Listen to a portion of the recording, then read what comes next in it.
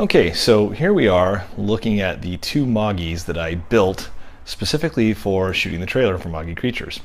And the one in the foreground right here is actually one that was never used in the trailer. I had actually built each of these, they're purpose-built rigs. The one in the back over here is the guy that you saw run across the back of the couch in one shot. And as such, because he was built to do one thing, he has a rigid structure inside here, so his neck and head doesn't move too much. His mouth does move. We did have teeth in there and stuff. We did some things.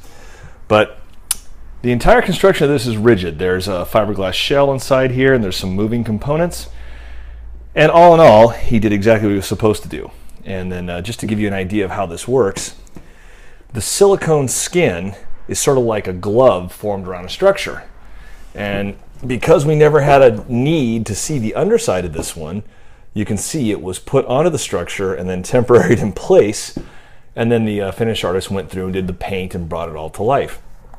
Now, the reason that's kind of interesting for this is because here we have a second Moggy puppet. It's a little dirty, but because I've been doing some test things with him earlier. This is a super floppy puppet. It doesn't really have a lot of structure in it. In fact, I just recently went through and added this right here. And that connects to this rod right here. It's the neck, so it supports this whole thing.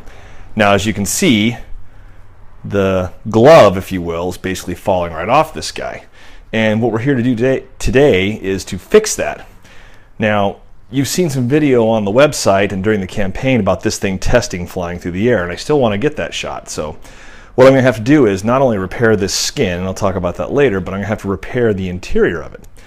Now, you notice the interior of it is really just a giant hunk of foam shaped like the Moggy. That's because I wanted this part to be very flexible and do different things with it while I get in working.